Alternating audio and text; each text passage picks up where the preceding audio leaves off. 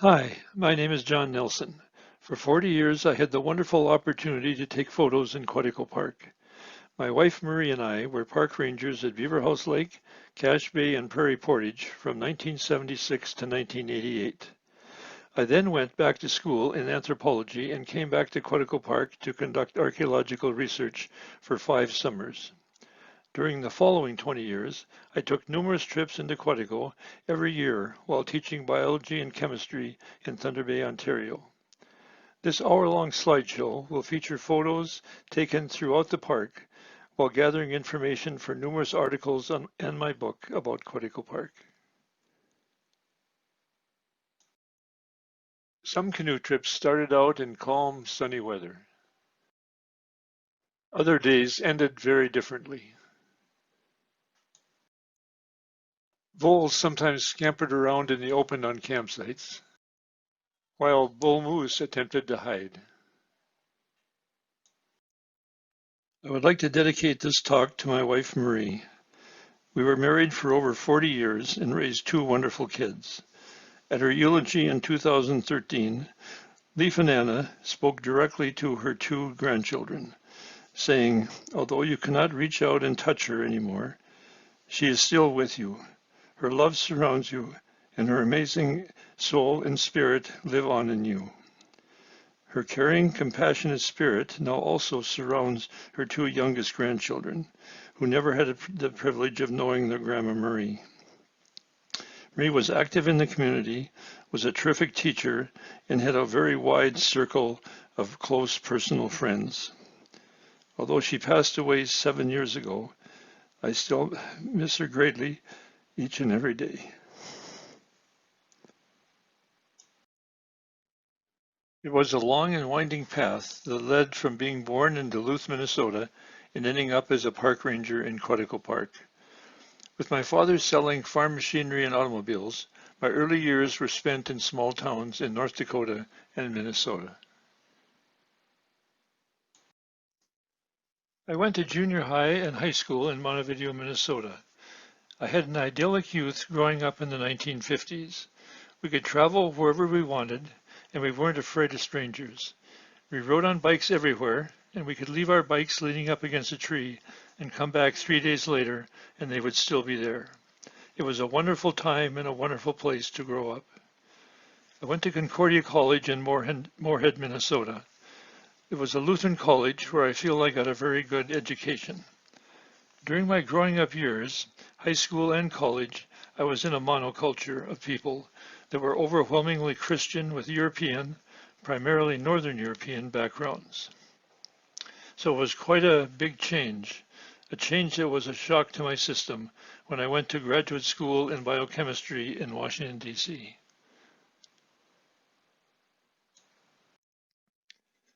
When I arrived in Washington, D.C. in 1965, it was a city in turmoil. The civil rights movement was at its peak. Anti-Vietnam War protests were being held virtually every week. It was also a multicultural city, something I wasn't used to. It was a big learning experience for me. For the first time, I worked with people with other religions and from other cultures. When I got my degree, I decided I had to do something different next. I was getting tired of lab work. I decided to try teaching, and somehow got a job teaching high school biology and chemistry at a Catholic girls' school in San Pedro, California. With blue eyes and blonde hair, I was a minority in a culturally diverse school dominated by Hispanics, African Americans, and Italians. It was a challenging and at the same time a wonderfully rewarding experience. After 2 years teaching in California, I again decided it was time for a change. I missed a change of seasons, my family, and I decided to return to Minnesota. After leaving San Pedro, I went back to Minnesota to see my parents and friends. I found out that a friend was planning on building a cabin, and I decided to assist him, and between the two of us, we should have enough carpentry skills to get it built. He started looking in northern Minnesota, but ended up near Atikokan, Ontario, before he found a lot that was in his price range. The two couples with cabins on the lake were extremely helpful, and without their advice and assistance, the cabin probably wouldn't have been built. It was a wonderful introduction to people in the Atikokan area. We got far enough along that David decided to take a break and go see a girl he knew who worked as a guide for the Outward Bound School in Ely, Minnesota. I went along for the ride.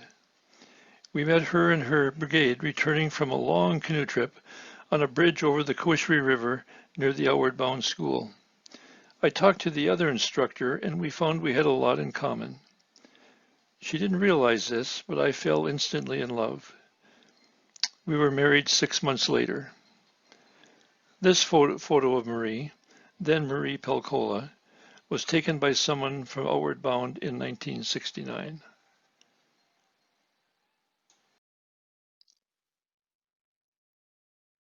I also know things about my second youngest grandchild. She has a very expressive face, and like all four of my grandchildren, she brings an injection of joy and youthful energy that is much needed by this elderly, forgetful, but very lucky old man.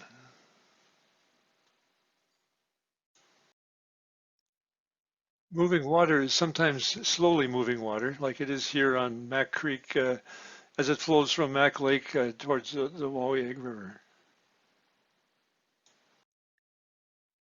On one occasion while canoeing down that man creek, the water got so shallow that I had to portage my canoe by walking in the creek.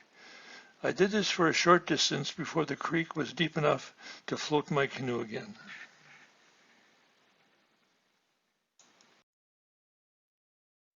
This is one of my favorite moving water places in Quetico Park. This is Silver Falls, and even after spending 5 years as park rangers, I came back here to get a picture for my book of Silver Falls. And so I came back and we camped here, and right at dusk took this photo. So the sun had already set, and took a very long exposure just to show water moving over a long period of time. So this is the type of photo that you don't see this with your naked eye, but well, long exposure will bring out kind of the milky characteristics of moving water over time. To take this evening photo of the French River, I had to step out onto a large rock where I had water flowing on both sides. This allowed me to get an image where the person viewing the image becomes more closely involved with the movement of the water.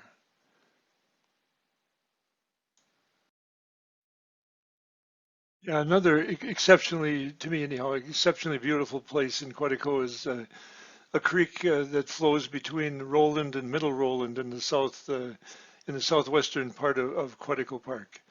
Yeah, there's a lot of polished bedrock from the water, and old cedars, and nice vegetation all around it. This is the site of French Falls on the French River in the fall of 2006.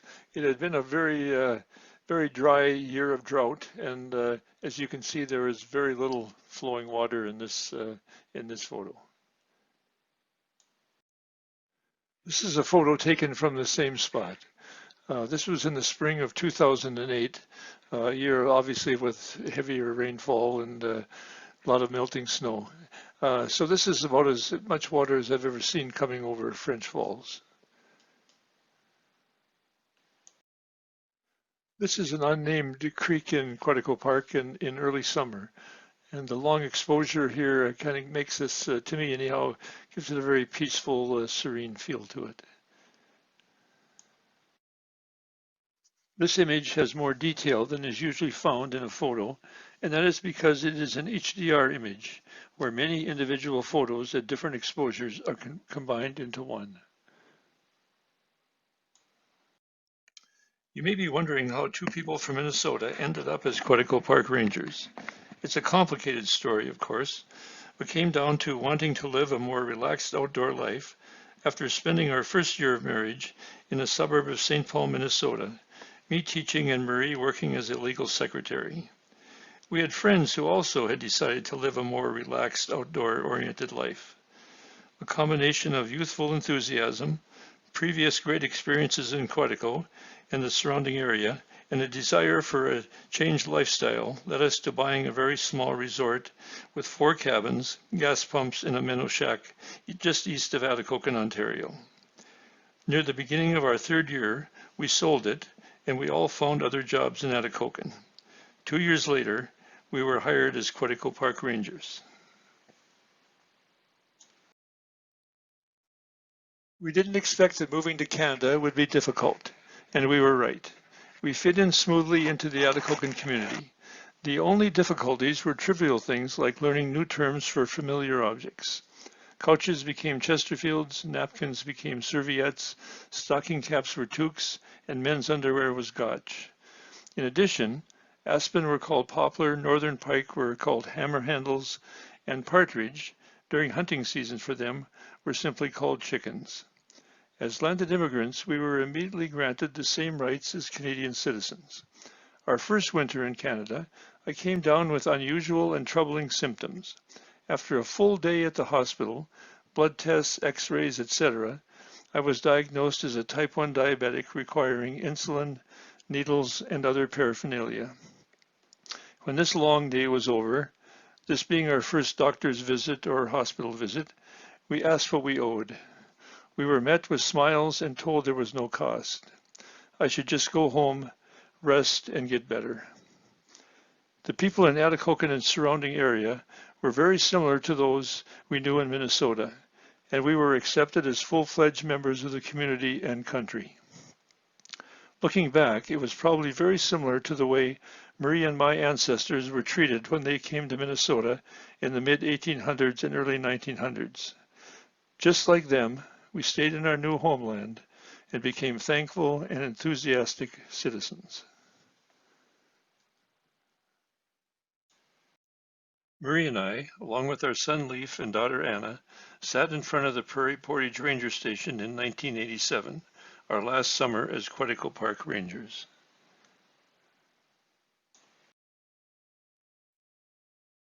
Although this slideshow is about Quetico Park, it also going to include some things about the Boundary Waters, because the Quetico and the Boundary Water canoe area are adjacent wilderness parks, and the two parks and the two countries work together. You know, whether it's on forest fires or rescuing people in distress, and so many other things. So the two are like twins, but like all like all twins, they have significant similarities and significant differences. In the photos coming up, you will see a lot of bedrock, boulders, broken rock, and gravel. Trees will be a mix of conifers and deciduous trees, and all the plants will be those that not only survive, but also thrive with the low amounts of nutrients. All of this is due to the last glacier, that at its largest spread all the way to the Minnesota-Iowa border. It scraped down to the bedrock in the Quetico and BWCA and had lesser impacts farther south. When it slowly retreated, reaching what is now Quetico about 10,000 years ago, the melting ice formed a giant lake known as Lake Agassiz. Quetico and the BWCA were hit with a double whammy of glacial ice and a freshwater inland sea that further eroded and altered about 2/3 of Quetico Park. These factors are now one of the appeals of why canoeists want to come to Quetico. They want to see the cliffs, step out of their canoes onto the sand and gravel that are the result of the grinding of a mile-high glacier, and canoe the lakes, rivers, and creeks that are the remnants of glacial Lake Agassiz. This photo was taken at the foot of the Athabascan Glacier in the Canadian Rockies. It shows the crushed rock created by the weight and movement of the glacier. This material, known as glacial till, would have covered much of Quetico and the BWCA 10,000 years ago. A slow evolution occurred that changed the landscape from glacial till to tundra to spruce forest to the mixed forest containing red and white pine that we have today. This is my oldest granddaughter, and you may think that she is demanding food, but I think that she is demanding that we look at aerial photographs. Forget the maps and get up in the air and show the evidence of the glacier's impact on Quetico's landscape. We need to get a bird's eye view and see Quetico Park from the air. As you see in this aerial photo, the highly unusual feature of the lower part of the Wauyeg River is the presence of linear forests along its banks. The banks of the river are levees, and levees are usually seen on rivers much farther south. These strange landforms that exist near the mouth of the Wauyeg River is due to what occurred when the glacier was retreating through the region. A very large river, the precursor of today's Wauyeg River, was flowing into glacial Lake Agassiz, carrying huge amounts of silt, sand, clay, and other sediments. These were deposited into a shallow bay of Lake Agassiz. As the glacier slowly retreated farther north, the river got smaller and smaller, and Lake Agassiz also shrunk in size, and as the water levels dropped, smaller lakes such as Canoe Lake were created. The Wauyeg today is just a slow-moving remnant of its big, brawny, fast-moving predecessor. It now twists and turns through the sediments that were deposited near the end of the last ice age. The levees were formed when this river occasionally flooded, and the sediments carried by the river were deposited on the banks of the river as it flowed over them. This is a closer view of the linear forest that grows on the levees where the Wauyeg River flows into Canoe Lake. 4 species of deciduous trees, Manitoba maple, known as box elder in the States, silver maple, American elm, and red ash are found on these levees. These trees grow in only a few places in Quetico Park, and is the only place in the park where Manitoba maple is found. Unusual shrubs are also found here, and future researchers, they are bound to come, will probably also find unexpected small mammals, insects, and fungus here as well. Rarely seen fish and plants probably also live in the river and in the adjacent bogs. The Wauyeg River is a long paddle from any of the ranger stations, but many canoeists make the river their destination. Very, very few people come to see the levees, but many come to see moose. The mouth of the Wauyeg River and upstream for a few kilometers is one of the best, if not the very best, places to see moose in Quetico Park. Greenwood Creek and Mac Creek flow into the Wauyeg and are also prime moose areas.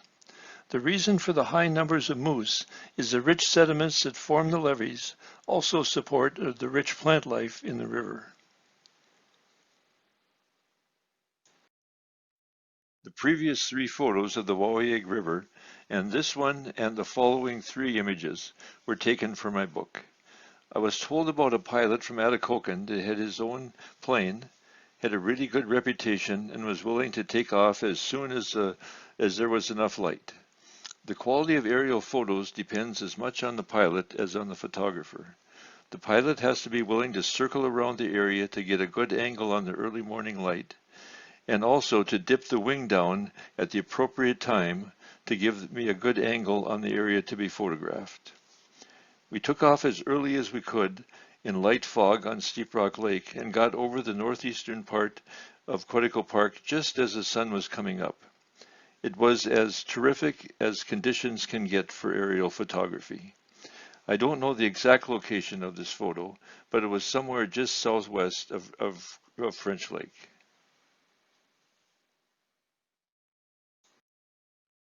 A short time later, the rising sun and the thick fog created more abstract patterns, and I thought this photo, taken in the Ron Narrows just south of Pickerel Lake, was more effective in black and white. A little farther south, we flew over an area that apparently had been burned quite a few years ago. Dead trees, as well as trees that survived the forest fire, stand out against a light-colored ground fog. This area looked downright surreal from the air. Sturgeon Lake, located near the middle of Quetico Park, was named after the large fish located there that was an important food for the Ojibwe. A 2010 study of Sturgeon Lake sturgeon placed radio transmitters on 50 fish, and their movements were monitored. The oldest fish captured was 68 years old. The following aerial photos were taken while flying into or out of ranger stations on beaver or otter airplanes.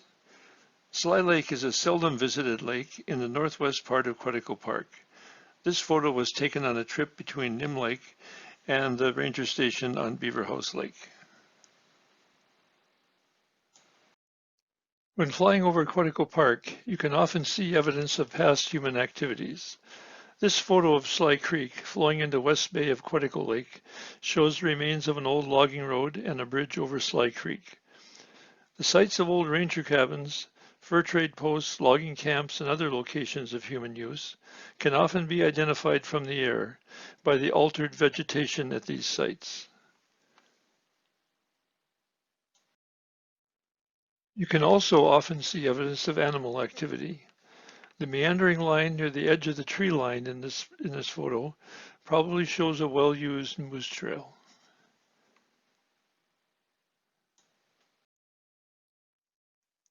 Yeah, this is the Cache River in the eastern part of the park. Um, and I really like this unusual kind of silvery glitter along the sides of the river, and then the blue of the faster moving water down the center. I think those silvery parts are just very shallow parts of the river that are full of vegetation, and that the faster moving water in the middle is the blue. But anyhow, I just picked this one mainly because it's just a fascinating visual photograph. Our son Leaf just happened to pick up this book, Small is Beautiful, and it is as true for small things in Quetico as it is for little humans. Let's start with lichens. Um, this is the base of a cliff. I think it's on Otter Track Lake in Quetico. It's just covered with lichens. The entire cliff is covered with lichens, and that's the case in almost all places in the BWCA and Quetico. And these are crustose lichens, and so they are like a crust, and they exist on rocks, and they exist on pebbles and boulders and other places. Here we have moved in a little closer to get a better idea of how small the tiny dots that are individual crustose lichens actually are. Lichens are a symbiotic combination of an algae and a fungus. The algae can photosynthesize, and the fungus anchors the lichen to cliffs, boulders, burnt stumps, tree bark, and other difficult locations. The fungus can also extract nutrients and water from cracks and crevices that other forms of life can't utilize. Lichen biologists often say that it's easy to find lichens. You simply look where nothing else can survive. In addition to crustose lichens, there's also the foliose and fruticose lichens, and they too are very small. There's a limitation on the size that lichens can become. Now, these are grown on a dead or dying black spruce. And as you can see, this is only about 2 to 3 inches long, the entire slide.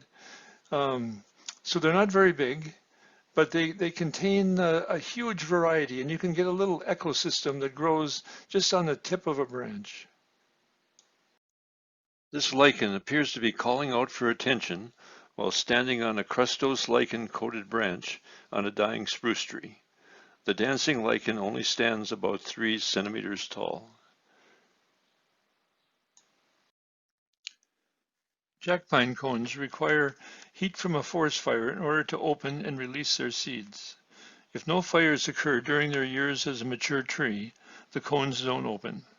After the tree starts to age, its immune system weakens, and lichens often utilize the cones as a source of nutrients. Let's take a really quick look at ground lichens. The bright red caps of the British soldier lichen make it relatively easy to find and identify. The lichen on the right is a small member of a related group of lichens, just generally referred to as caribou lichens.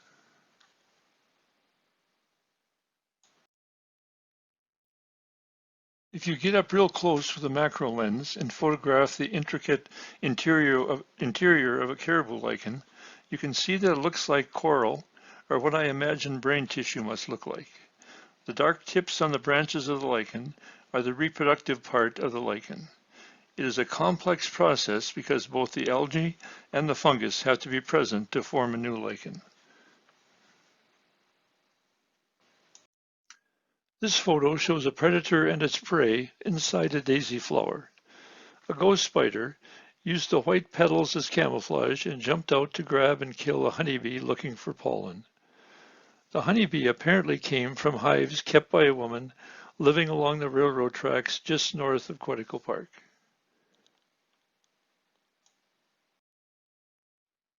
Some of my favorite flowers are orchids. And this is a ram's head orchid, which I came across underneath jack pine where I wasn't expected to see this type of flower. But then I found out later that it's a common habitat for it. And they're very small, just like most of the wild orchids. And in this photo, you can see 5 of them. So sometimes they grow in clusters. Found, I think, throughout a good part of the park, but I don't think they're common. As far as I know, they're not really common anywhere. It's always interesting to look down into white water lilies as you paddle by them. They give off this wonderful aroma, and they have abundant amounts of pollen, so they attract large numbers of insects. In this case, there are only a few. But I always go out of my way to paddle next to white water lilies and take a look at one of the most beautiful flowers found in Quetico. This is jewelweed, which catches my eye probably because of the yellow color with the red splotches on it, but also because it's farther off the ground than most flowers because it grows on a shrub. It's also known as touch me not because if you do touch it when the seeds are fully developed, it actually propels them a short distance, so it kind of shoots them through the air. So it's an interesting and fascinating flower that also happens to be very appealing to the eye. What I consider to be the most beautiful flower in this area is the calypso orchid. And again, like all the orchids we talked about, it's very small. It only stands maybe 6 inches high, the entire plant, with relatively small flowers. So you have to get down on your hands and knees and take a good look at it. But it's beautiful coloration, and it's just to me just the most beautiful of all the flowers in this area. And it's found mainly from my experience anyhow, found mainly in the southern part of the park, and usually associated with not always, but usually associated with cedar. Sundews are tiny carnivorous plants that grow in bogs. They attract insects, mosquitoes are a frequent meal, by their odor and bright color, and catch them in the sticky material produced by their leaves. They fold up, digest them, and then reopen. Sometimes you come across really exciting and unusual things on the canoe trips. Here I was snowshoeing on a bog, and I sometimes just look into pitcher plants to see what insects they have caught and are able to digest. And this time when I looked inside of a pitcher plant, I saw that this pitcher plant didn't have just a meal. It had a virtual feast of 2 very large insects that were just beginning the process of digestion.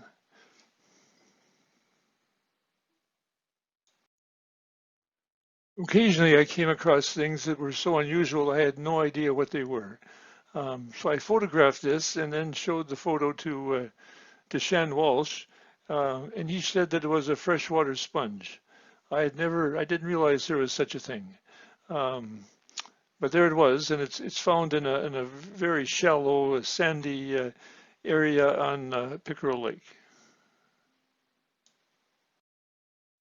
A macro lens shows the hooks and barbs of the twin flower plant. They cling to the fur of voles, shrews, and mice and aid in dispersing their seeds. A very small worm can be seen crawling up the stalks of the plant. I didn't even notice this worm when I was taking the photo. Yeah, of course, there are also small mammals. This is the smallest mammal that's found in this area. This is the skull of a least shrew. And you can see that it fits easily on a Canadian quarter, the same size as a U.S. quarter. Um, and it's a shrew that's not real common here, but you find it throughout Quetico and the BWCA and in various habitats. This is a redback vole, the most common mammal in Quetico Park. A research team from the Royal Ontario Museum studied small mammals in Quetico and concluded that the redback vole is the most common small mammal in almost all environments. Since they are near the bottom of the food chain, this little creature is really important for the survival of weasels, mink, fox, owls, and various kinds of hawks. Wolves are even known to eat redback voles. They are small, but their large numbers have a big impact on the ecology.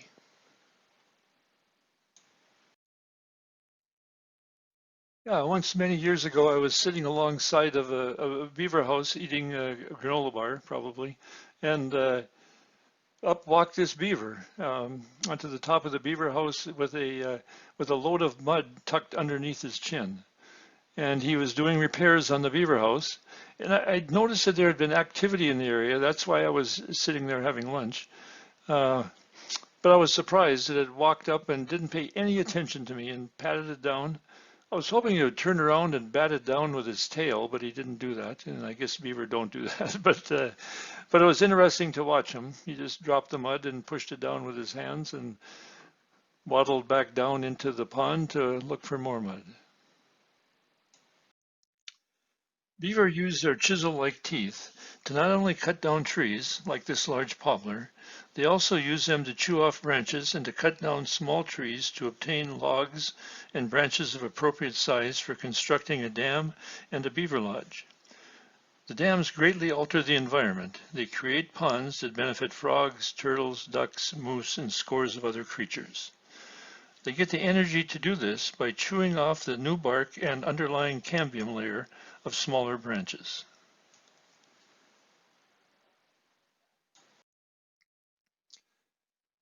One time when Maria and I were paddling down a lake, we were paralleled by a loon, and when I looked over, because I was surprised to have it swimming basically the same speed that we were paddling, and in its beak was this minnow. And I imagine it was just wondering where his young had went, but I don't think I've ever had a chance to get a photo before of a loon with a minnow in its beak.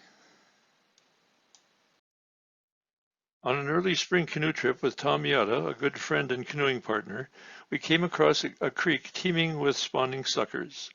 There was bear scat on the ground and bald eagles in the trees. Years later, former park ranger Kathy Antle reported seeing a female wolf, she saw it stop to pee, run across in front of the cabin carrying a sucker in its mouth. It was coming from Sucker Creek, which lies between the portage and the ranger cabin.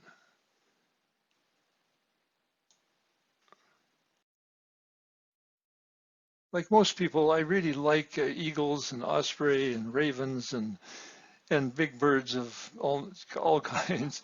But by far and away, my favorite bird is the whiskey jack. Um, and I think that they're declining in numbers, although people who know a lot about birds say that that necessarily isn't the case. But I know that our early years in Quetico, there were whiskey jacks, wherever we went, there were whiskey jacks. And in the last few years, even in Quetico, but then later on in canoe trips, I've just seen way less of them. So that's really too bad if they are on the decline. There really are big plants and animals in Quetico, but in this photo, I think our youngest grandchild was simply looking for a big hug.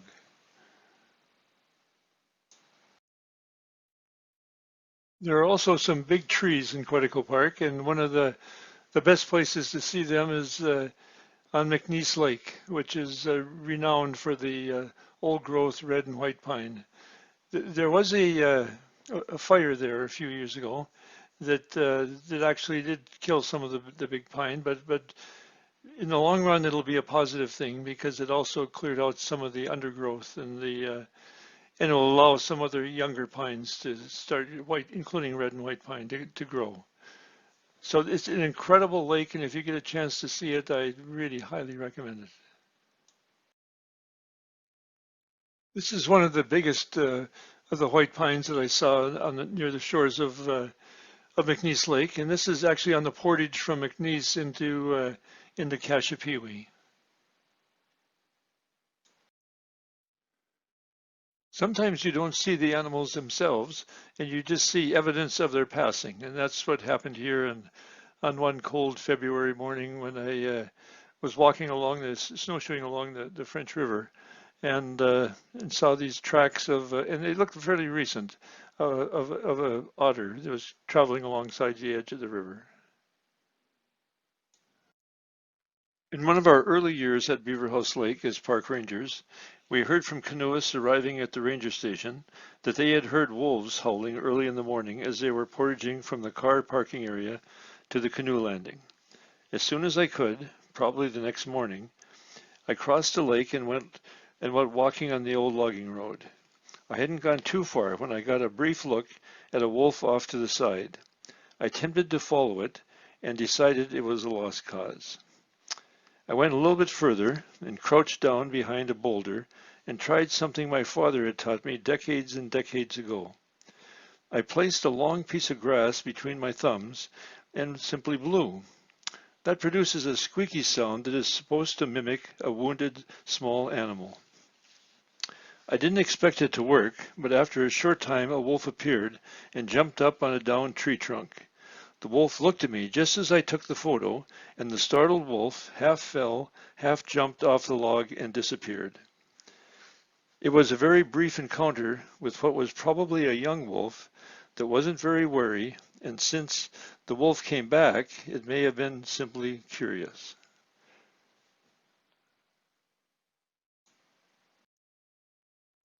When driving from Thunder Bay to Atikokan years ago, I was driving along and I saw a bunch of ravens squawking very loudly and circling over the French River, right where the Windagustagon Lake ends and the French River begins. So I was driving just that area right before you drop down and cross the French River, not far from French Lake. Um, so I got snowshoes out and put them on and walked down to see what all the noise was about. I found this deer carcass, and the wolves had finished with it, and I didn't see any fresh wolf tracks right in the immediate vicinity of the carcass. But you can see the raven tracks are just covered everywhere. And so this has been then fed upon by probably by pine marten and whiskey jacks and other animals who can come and finish up the cleaning of the remains. A good place to see moose is on Swamp Bay of Saginaw Lake, which is only like a 20-minute paddle from the Cache Bay Ranger Station. So I used to occasionally go over, especially during the moose rut. And on this occasion, I was paddling along the shore, and a bull moose and myself became aware of each other at about the same time. Sometimes during the rut, you can come across, you just hear some noises, and you walk over, and there's a very determined young bull and a very annoyed cow that doesn't want anything to do with them. And that seemed to be the case here. This bull was kind of pestering this cow, and finally she chased it off. I was hoping to end this series of photos of bull moose with a picture of a old mature majestic bull moose with a large set of antlers. And then I realized that I don't have any such photos. So instead, I'll give you this photo of a very young, immature bull moose with a very small set of antlers. Yeah, I worked with a lot of amazing people when I worked with Marie in Quetico Park, and I'm not even going to start naming names because there's just so many of them. But a woman who stood out as being just really truly exceptional was Shirley Pruniak. And this is a picture of Shirley on top of Warrior Hill that was taken by Marie when they went on a canoe trip, probably back in the late 70s. Um, she was a terrific, an absolutely terrific naturalist who evolved into a even more terrific naturalist slash historian. This is just one of the many questions that Anna had. Um, she also had recommendations for tourists coming through. They wanted to talk to the youngest ranger in Quetico Park. And she mainly recommended that they made sure they had enough peanut butter and jelly for sandwiches for lunch. And she also told them about fishing spots and the best places to camp and lots of other information that they had no idea that they needed, but they gladly accepted it. They knew not to argue with her because everybody knows you never win an argument with a 2-year-old. Myron Heinzelman carried out decades of work in the BWCA on forest ecology. He was one of the most dedicated and respected researchers that have ever worked in this area. His work on fire ecology research showed the importance of fire in maintaining red, white, and jack pine in our forests. His research is one of the bases for reintroducing fire into Quetico, the BWCA, and other wilderness parks. I'll give you just a couple of minutes here to read through this quote by Myron Heinzelman.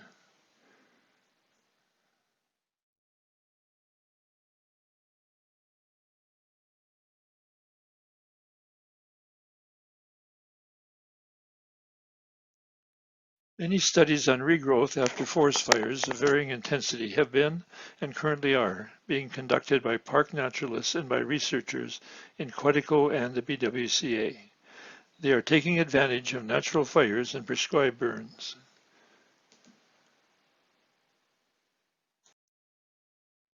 These photos of plant succession after a fire weren't part of a research study, but were part of a 4-year project where I came back to an easily accessible location on Pickerel Lake and took photos of the succession of plant growth after the 1995 fire. The image on the left was taken the year of the fire, and the one on the right was taken 3 years later.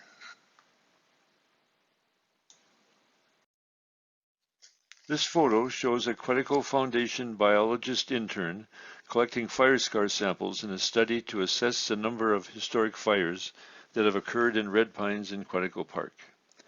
This is one of many studies conducted under the guidance of Quetico Park biologist Brian Jackson. This summer, park staff will be monitoring northern sunfish, a fish with a limited range in Canada, as well as assessing the effects of climate change on walleye and lake trout, and also making observations on trumpeter swans, whippoorwills, and moose populations. There has been a lot of plant research in Quetico Park, much of it carried out by former park naturalist Shan Walsh, who was considered to be one of Ontario's best botanists. Shan wrote a book about the plants of Quetico Park, titled Plants of Quetico Park and the Canadian Shield. He wrote this book about 30 years ago, and many people think it is still the best book about plants of this area. Shan Walsh was known for putting in long and strenuous days on his canoe trips looking for new and interesting plants. He was also known for his ability to take cat naps at any time of day. I included this slide even though this tree is found on the Minnesota side of Basswood Lake. This cedar is the oldest tree in Minnesota found so far. It was located and cored by a team of botanists working with Clifford Ahlgren. It was found to be rotten in the center of the tree, so an accurate age was impossible to determine. It was estimated to be an astonishing 1,100 years old. This is an extremely old age for a tree in this area. The second oldest tree in Minnesota is only half that age of the basswood cedar. Quetico Park also has many large cedars. The portage from Emerald Lake to Plow Lake has some that are very large, but none are as big as the one on the Minnesota side of Basswood Lake. Bill Muir was a botanist that taught at Carleton College in Minnesota and took students on trips into the BWCA in Quetico Park in the early 1970s. The astonishing thing is that he never saw the Boundary Waters area that he grew to love. He literally never saw it. He became blind from complications from diabetes before he started leading students on research trips into the BWCA and Quetico. He was able to canoe into wilderness areas because of the assistance of his wife Lily, who was also a trained botanist. She had bells on her belt, and Bill would place his hands on her shoulders and walk behind her as she talked him across the portage by warning him about obstacles like tree roots, boulders, downed trees, wet areas, and so on. She and the students on the trip would describe plants in detail, and Bill would feel, crush, and smell them, and then ask more questions, and then finally identify the plant. Shan Walsh said that he was one of the best botanists he ever met.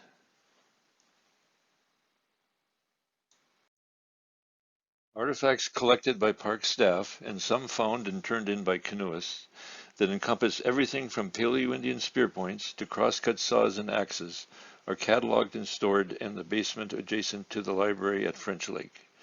Research reports are also found in the library. These artifacts and reports are valuable evidence of the adaptations made by the Ojibwe and their ancestors over thousands of years in Quetico Park as it evolved from tundra to the mixed forests of today. In the Boundary Waters canoe area, there have been decades of research conducted by U.S. Forest Service archaeologists. Fascinating recent research includes studies of canoe building during the Voyageur area at the Handle of Sand on Saginaw Lake. In my opinion, the biggest breakthroughs in archaeology are yet to come. When Ojibwe, Cree, and other Native Canadian archaeologists are conducting research, we will get a new perspective on the history of Native people and the impact of the arrival of European immigrants. They will look at things from a different viewpoint and will probably interpret the artifacts in a new way, and we will get an alternate view on the early history of the park. Research that was influential in changing the moose hunting season in all of Ontario was carried out by Tony Bubenick, Tim Timmerman, and other researchers from Lakehead University in Thunder Bay. The research was carried out in the northeastern part of Quetico Park. While wearing this bizarre moose head, Tony Bubenick would call out a bull moose during the moose rut in the fall and see what effect the size of the antlers had on the moose he called out. He could interchange small, medium, and large antlers while remaining inside of the moose head. After calling out a multitude of bull moose in Alaska and Quetico Park, Tony concluded that bulls respond to the size of antlers, and only the size of the antlers, in order to determine whether to walk away, which they would do if Tony's antlers were bigger than theirs, go through a very slow, ritualized show of their antlers, paw the ground and snort to show Tony that they were dominant, and they would do this over and over again if they were confident that they were the dominant bull. It's only if the antlers were about the same size that they would very, very aggressively display, paw and snort, and then get ready to charge. Tony would then take off his antlers, wave his arms, and look for a place for refuge. The fact that Tony's legs were sticking out of the bottom of the somewhat comical moose head made no difference. They concentrated solely on the size of the opposing bull's antlers. Cows also utilized the size of the bull's antlers to determine who they would mate with. To cow moose, the size of the antlers does matter. This research played a significant role in moving back the moose hunting season in Ontario so that it was after the moose rut. During the moose rut, the large dominant bulls were the most vulnerable and the easiest to kill. The moose hunting season, therefore, was moved to a later time period when the moose were harder to find and therefore harder to kill.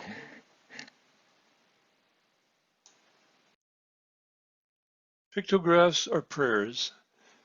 This was the primary lesson that the elders at Lac La Croix expressed to me in meetings that Andrew Hinshelwood and I had with them in 2000. It changed, completely changed, the way I looked at pictographs. They are sacred, not graffiti or simply doodlings on rock.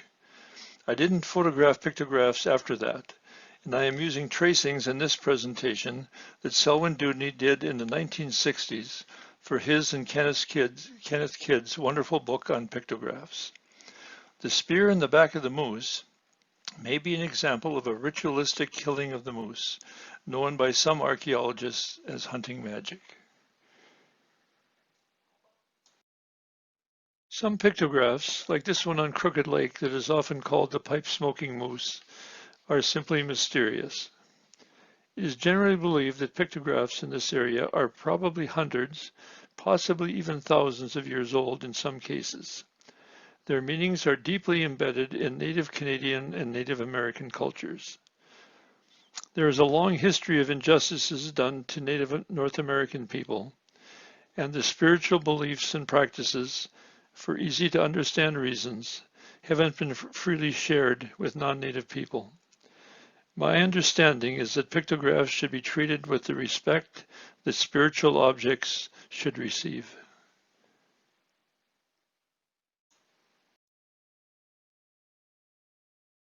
My grandson was reflecting on something that made him smile. There are lots of people who not only smile when they think of Quetico Park, they also come back year after year after year.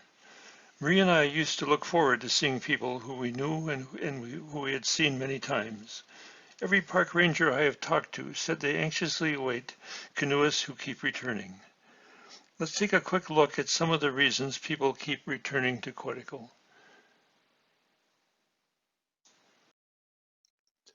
I think the attraction of Quetico is stated really well here by Sigurd Olsen. So I'll give you some time to read this, but what I'm going to do is follow this up with some photos to kind of reinforce what Sigurd Olsen has to say.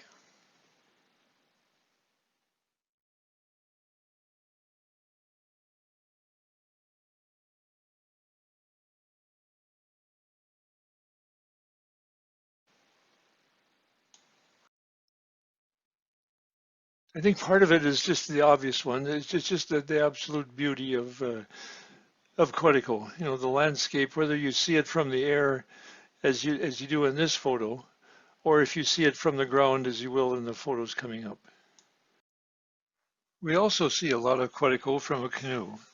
This HDR photo shows the details in the clouds and in the reflections in the water on a calm early morning on Pickerel Lake.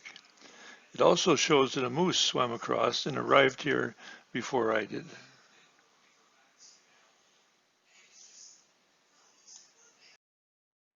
Beauty can be on a large scale, like a display of northern lights or Curtain Falls as it drops down to Crooked Lake. Or it can also be something small and delicate, like this calypso orchid that grew along the Silver Falls portage. The combination of human history and natural history is one of the attractions of Quetico Park. The two most well-known personalities during my time in Quetico were Dorothy Moulter, who lived on an island near the international boundary on Knife Lake and became a living legend as the Root Beer Lady. Benny Ambrose was a more reclusive man who lived on the Minnesota side of Otter Track Lake and became a legend in his own right. Benny homesteaded on Otter Track Lake after World War I. He and his wife Val raised two daughters until they reached school age. Benny stayed on his Otter Track homestead and remained there until his death in 1982. Marie and I knew Benny, and whenever I returned to Otter Track Lake, I liked to wander through his homestead with its large garden on the hillside directly across from this magnificent cliff. Otter Track Lake is named after the tracks of an otter that are said to be embedded in this lichen-encrusted cliff.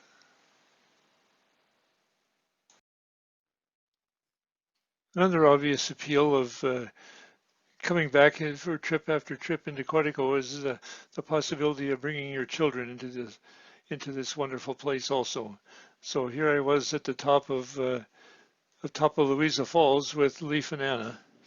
When we were at Prairie Portage, a friend of ours came to visit him and his wife stayed with Marie, and We went on a very short canoe trip up to Louisa Falls and camped there overnight and then came back. If you're really lucky, you get to come back on canoe trips with your grandchildren. And here I am with my two oldest grandchildren on a campsite on Pickerel Lake, where they've obviously come across, after probably many other people have come across these same bones, but a moose skull and a thigh bone of a moose. And needless to say, they were very excited to see that. Seeing the unexpected is something else that I think people look forward to coming into wilderness areas like Quetico. I was walking along as I was doing the research on Knife Lake, and we were looking for outcrops of rock that near the shoreline of the lake that had been utilized by native people to make stone tools. And while doing this, one day I was walking along and looked over, and there was a fawn laying there, just absolutely silently. And I took a quick picture and just kept on walking. Um, so sometimes you come across these sorts of things, and I think you're more apt to do this in wilderness areas. There's just more wildlife, and there's more chances of seeing things like this in those types of areas than it is in other places. When you are in a wilderness setting, surprising things often happen. One morning I was canoeing through the Ron Narrows with my friend Andy Hill on our way to get photographs of moose, when two otters swam in front of us. As I was taking a few not so good photos of them, the sun started to break through the fog. Not having time to change my lenses, I lifted the telephoto up and quickly took some photos of the sun and the lifting fog. Taking pictures into the sun with a telephoto lens isn't a good idea, but my eyes survived, and I was fortunate to obtain one of my favorite photos in Quetico Park. Sitting around a campfire and rehashing the day's events and discussing the plans for the next day's adventures are one of the joys of a canoe trip. As the logs are transformed into embers, there is a good chance that the world's problems will be getting resolved. Catching and releasing a 20-pound lake trout is a dream fulfilled for some, while seeing a grandson catch small bass is a proud moment for a grandpa.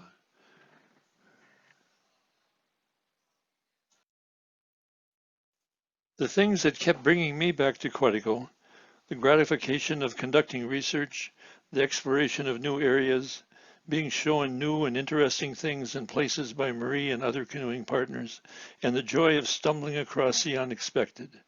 That was always the strongest appeal. Maybe very different from what attracted you to Quetico and what brings you back again and again. The final thing I want to talk about in this presentation is the importance of keeping Quetico wild for future generations. To those who treasure Quetico, it's important that we keep it wild, that we keep Quetico and the BWCA as wilderness areas for future generations. The Iroquois have a belief that for important decisions, we should look ahead and see how these decisions will affect the seventh generation. When we do this, we are not just concerned about our children and grandchildren, but are pledging to our great-great-great-great-great-grandchildren that they will have a place that they can come to, where they can hear wolves howling, see moose, and watch ravens and bald eagles soaring overhead. A place where wolves move freely is also where moccasin flowers, snapping turtles, lichens, and redback voles also thrive. It will be a place where canoeists can experience sleeping beneath huge red and white pines that had previously sheltered Ojibwe families and voyageurs. This will only happen if we do our very best to keep Quetico Park and the BWCA a wild wilderness.